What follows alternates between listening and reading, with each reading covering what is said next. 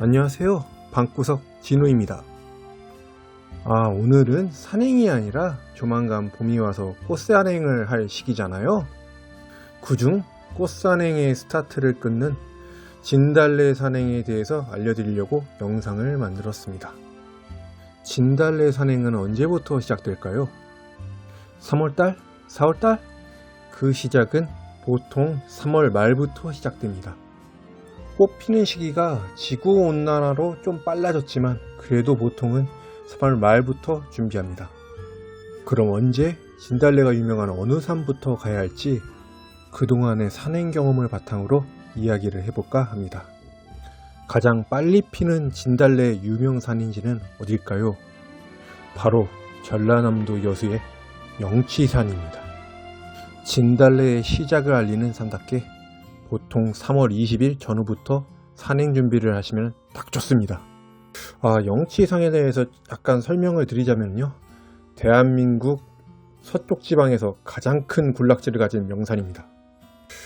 제 개인적으로 진달래 군락지 크기로만 보면은 서쪽의 영치산, 동쪽의 비슬산이라고 봅니다. 이 두 산은 영혼의 라이벌로 각자 서로의 자부심이 엄청납니다. 그중 지금 소개해드리는 영치산은 그 진달래 규모가 영치봉부터 시루봉, 정상인 진래봉까지 전부 다 진달래입니다. 특히 정상인 진래봉이 가장 군락지 규모가 크며 여수산단이 보이는 압도적인 진달래 경치가 정말로 최고입니다. 보통 돌고개 주차장에서 진래봉으로 원점에 기하는 코스가 가장 유명하고요. 제가 예전에 눈꽃 산행으로 치면 비슬산은 덕유산, 영치산은 남덕유산에 가깝다고 평했습니다. 이상 여수의 영치산이었습니다. 그 다음은 어디가 좋을까요? 아니 수도권 사람들은 남도 끝이 여수에 어떻게 가라고? 라고 걱정하실 분들을 위한 진달래 산인지 부천의 원미산입니다. 원미산은 빠르면 4월 1일부터 진달래가 만개하기 시작합니다. 보통 유명한 진달래 군락지는 대부분 전남이나 경남 지방에 분포되어 있는데 여긴 수도권에서 유명한 진달래 군락지인 곳입니다. 덕분에 대중교통과 편의시설이 엄청 잘 되어 있습니다. 산행지보다는 공원에 더 가까운 산입니다. 타이밍만 잘 맞추면 개나리, 벚꽃, 진달래가 동시에 만개하는 진풍경도 볼 수 있습니다. 군락지 규모는 방금 전에 소개한 영치산보단 작지만 그래도 일반 사람들이 상상하는 규모보단 훨씬 큽니다. 더욱이나 축제 기간에 맞물리면 각종 공연이나 푸드트럭 등을 이용할 수 있습니다. 또한 벚꽃나무도 많이 있어서 벚꽃과 진달래를 운 좋으면 동시에 볼 수 있는 곳이기도 합니다.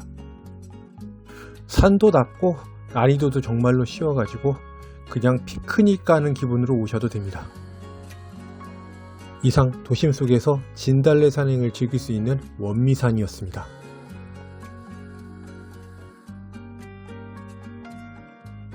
그 다음 소개할 산은 경남 창녕의 화항산입니다. 역시 원미산과 마찬가지로 4월 1일부터 준비하시면 됩니다. 솔직히 영치산이 가장 진달래 피는 게 빠르고 그 이후부터는 거의 동시에 진달래가 피기 때문에 원미산 이후부터는 거의 눈치 싸움이라고 보시면 됩니다. 남부지방의 화항산을 비롯해 무악산, 천주산이 이 시기에 거의 동시에 핍니다. 진짜 이 시기에는 꽃샘추위가 어디가 더 심한가에 따라서 진달래 개화 시기가 갈릴 정도입니다. 진달래가 동시에 만개되는 그 시기에 그중 화항산에 대해서 말하자면 우선은 여긴 정상부가 분지지형이어서 진달래 군락지는 그렇게 크진 않습니다. 하지만 정상부에서 바라보이는 분지지형과 그 능선에 살짝살짝 난 진달래길이 정말로 예술입니다. 화항산 분지지형에서 조금만 더 밖으로 걸어 나가면 화항산의 가장 큰 진달래 군락지인 허준 세트장이 나옵니다. 사실 화항산은 분지와 암릉과 진달래 조화가 아름다운데 그거 말고 화려하게 큰 진달래 군락지를 보고 싶은 분들에게는 이곳 허준 세트장이 정말로 마음에 드실 겁니다. 이곳 화항산의 전체적인 난이도는 보통 정도이며 등산 초보자분들은 좀 힘든 편일 것 같습니다. 하지만 꾸준히 등산하신 분들은 무난하게 오를 정도의 난이도입니다. 정상부에서 허준 세트장을 바라보면 핑크색 땜빵같이 보이는데 그것도 화왕산의 하나의 매력입니다. 그 다음에 소개할 산은 청원의 천주산입니다. 하왕산과 마찬가지로 이것도 4월 초에 누리시면 됩니다. 천주산은 동요 고향의 봄의 배경이 되는 산입니다. 그렇기 때문에 이것도 영치산, 비슬산과 마찬가지로 대규모 축제를 합니다. 여기 역시 산봉우리 전체가 진달래 군락지라 규모가 꽤 큽니다. 또한 군데군데 뷰포인트에 전망대도 잘 되어 있어 인생샷 찍기에도 정말로 좋습니다.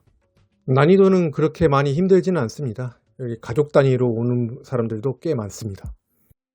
중간 지점에는 유명한 산의 명물인 아이스크림 파는 아저씨도 있습니다.